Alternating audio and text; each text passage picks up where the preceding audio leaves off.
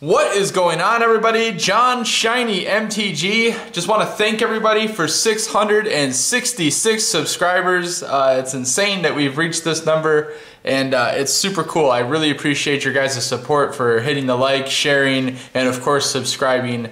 So without you guys, obviously this wouldn't be happening. I'm sure, as most of you know by now, we're doing that Tournament of Death.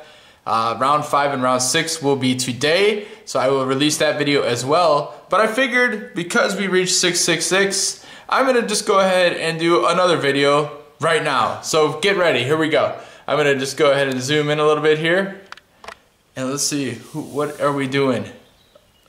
Can you guys see what it is? Can you see what it is? So we have Edgar Markov here. Super cool commander.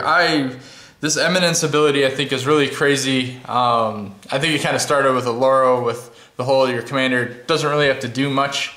It can just kind of sit in your command zone and still do work. So Edgar Markov is pretty insane. Whenever you cast another vampire spell, if he is just sitting in the command zone, then you get a 1/1 black vampire creature token. He also has first strike and haste, which is pretty good. And then whenever he attacks, you get to put a +1/+1 counter on each vampire you control. That's right, not for end of turn, counter. So this guy is obviously good for this particular deck, as this is pretty much a vampire tribal deck with a couple liberties. There's just a couple of creatures I wanted to add that aren't vampires because they're kind of too good to not have in this deck. So without further ado, let's get to the lands. We're running 36 lands in this deck because I do not have a ton of rocks in this deck, so dropping lands each turn is pretty good, pretty important. I mean, this isn't one of those, it's not a control deck where I have to have a land drop every turn, but obviously in the early going, as much mana as we can get would be great. But we're going to start with the dual lands. So we do have the 3 dual lands needed for this deck. I will be honest, I think there's a total of 3 or 4 red spells like total in this deck, so I don't run a lot of red. It's mostly just a splash of red, because there really isn't that much need for it. This is, back in the day I used to run Vishkal, and this is kind of just like a spiritual successor to Vishkal, except for just better because of the vampire, like Edgar Markov's ability, it makes the deck more viable in my opinion. But, so we have Plateau, of course that sweet unlimited art, near and dear to my heart. I love that art on that card. Badlands, Scrubland. So that takes care of the duels. Then of course we'll move on to the shocks. We have Godless Shrine, we have Blood Crypt, and we have Sacred Foundry. Now moving on to the fetches. Of course Flooded Strand will let me search for white, so that's in here. Bloodstained Mire, Wooded Foothills, and Polluted Delta. Now we have one of these bad boys, Canyon Slow. Slow? I think it's slow. Can give me a Swampert Mountain, so here's some of that splashing I'm talking about, just to have my mana be okay for the most part. Rugged Prairie, Fetid Heath, and you'll notice, what is it, Graven Carns is not in here because it's in Prosh. So again guys, I don't swap cards from one deck to another deck. Everything is as you see it, so there isn't trying to make each deck look better because I swap cards. Everything is where it is, and it just stays that way. And hopefully over time I can still slowly upgrade stuff. But there's no swapping of cards, so there will be sometimes some instances in these decks where maybe there's a particular card like Demonic Tutor that should probably be in here, but it's already in a couple other decks and I don't have more. So that's why you won't see some of that stuff. But Command Tower, Nomad Outpost, Path of Ancestry. It's pretty cool because yeah, basically vampires mostly in the deck. I get to scry when I cast them using this card. It's pretty good. Strip Mine's an obvious choice. Get to destroy stuff that's not good for me on the board. Volrath Stronghold keeps the vampires coming back if I wanted to. Giving Death Touch and Lifelink to all my creatures seems pretty good with Vault of the Archangel. Phyrexian Tower is a great sack outlet, of course, along with High Market, protecting creatures so they don't get stolen and such. Bojuka Bog helps me rid the graveyard of people who play graveyard intensive decks. There's quite a few of those out there, so that can help me with that. Urborg helps take all of my stuff and turn it into swamps. Then we have, I believe we have 9 unglued swamps. That's 2, 3, 4, 5, 6, 7, 8, 9. And then 4 unglued, I believe. 1, 2, 3, 4. So there you go, guys. That is the land base for Edgar Markov. Hope you guys like that land base. Next, let's move to artifacts. So, boom. We have Mox Diamond here. Reason Mox Diamond's in here, need a little acceleration at the beginning isn't bad. Plus pitching lands in my graveyard helps me in a couple situations, as I'll explain throughout. But see, of course, Soul Ring is a good one. We have all 3 of the signets, so Boros, Orzhov, and Rakdos are in here. Commander Sphere is good just, again, for fixing to help me have red just in case. And of course it can replace itself. That one's in here instead of like Chromatic Lantern or something. Because again, this deck doesn't need as much mana to be functional, so there's going to come a time during the game midway through where I probably don't need this and I can pitch it and just get another card to get some more gas. So we have Skull Clamp. This is obviously one of the huge cards in Commander, especially in this deck. Generating all those 1/1 vampires.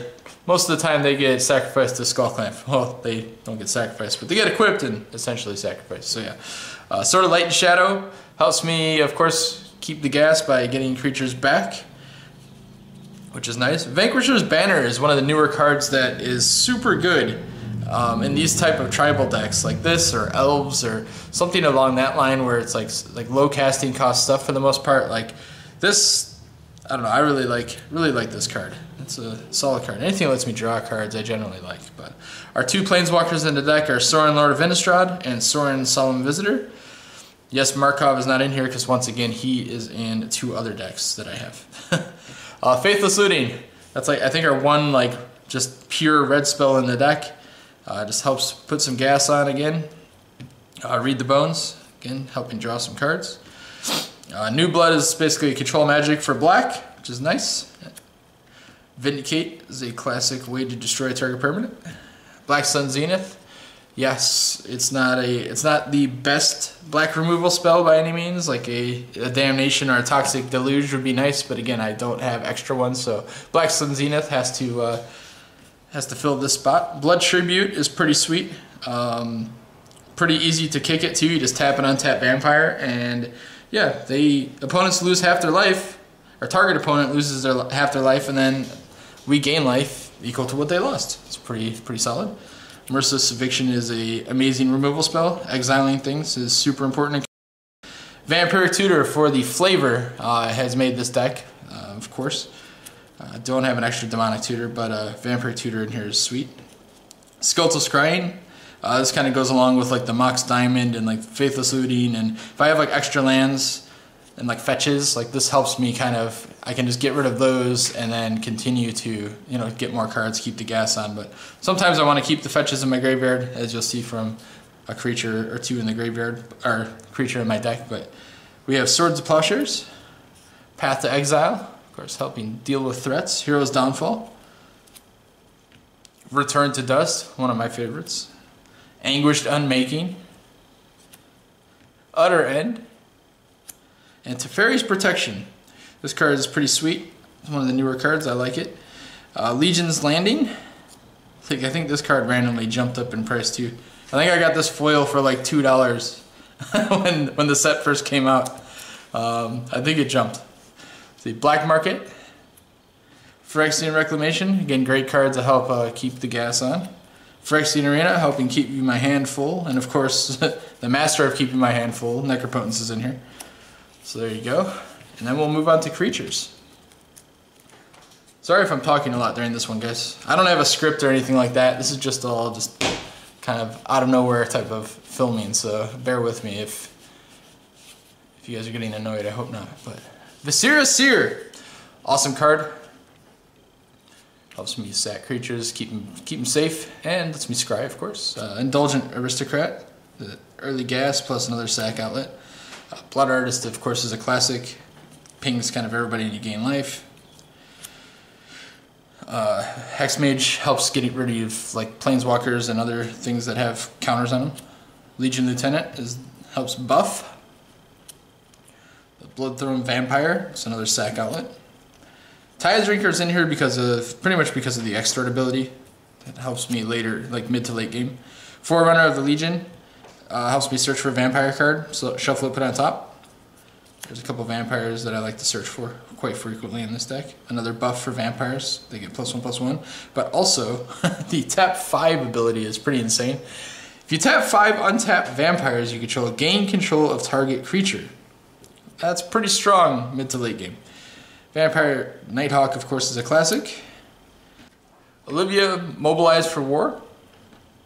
I like this card because you can basically give creatures haste with it if you choose to.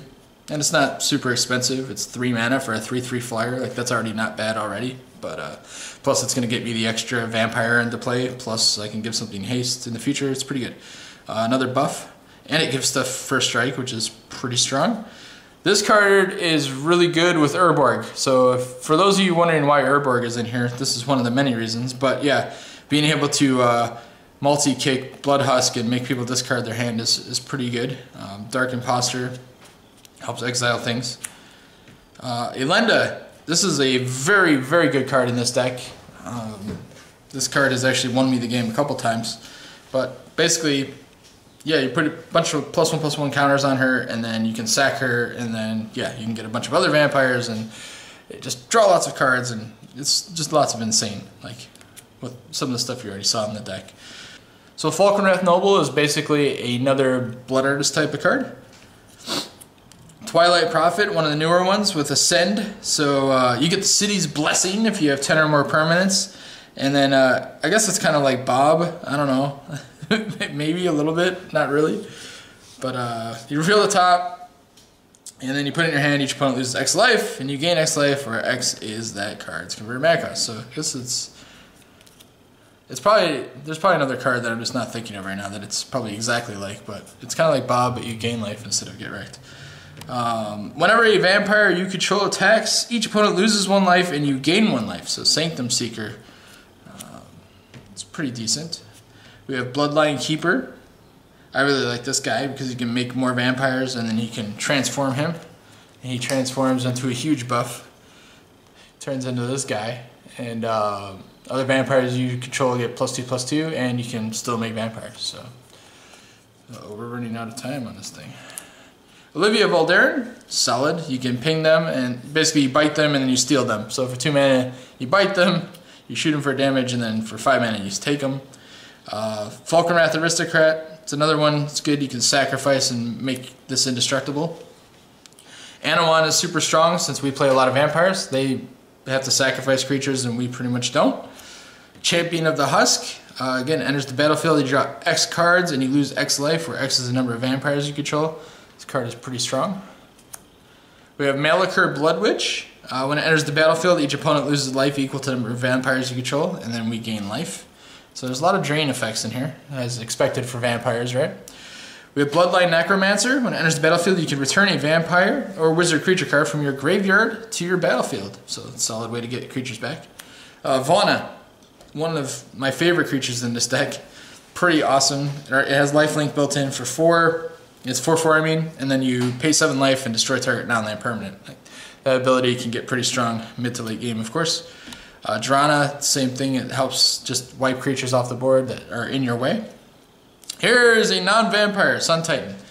Sun Titan is too good not to play in this deck. I have a ton of stuff that's 3 and under, fetch lands included and other stuff. It's too good to not play. Just right away when you cast, you get something back, and then each turn it doesn't die, you keep getting stuff back. It's a lot of value. So Sun Titan's awesome. Speaking of Vishkal, here he is. Probably my favorite vampire in the deck. This guy is so good on so many levels, but yeah, I love Vishkal. 7 mana is not that much for what he does. He's really good. He's removal, he gains you life. He's solid. Butcher Malachur is another thing. We do a lot of sack things, so it's another way to get rid of stuff. And Ashen Rider is just another one of those creatures. I just had to play it. I sacrifice a lot, and I can get them back a lot. So it's a lot of just playing, exile something, sack them, exile something, and then just keep getting them back into play. With Phyrexian Reclamation or with Volrath Stronghold, or there's multiple ways to do that. So that's Ashen Rider for you. So there you go, guys. I have 2 minutes before this thing will stop filming, which is great. Hopefully you guys enjoyed this. I tried to keep it short and sweet for Edgar Markov. I do randomly have this vampire. I haven't decided yet if I want to throw her in yet or not. I think she's pretty cool. Let me know what you think about Voldaren Pariah in the comments if you would.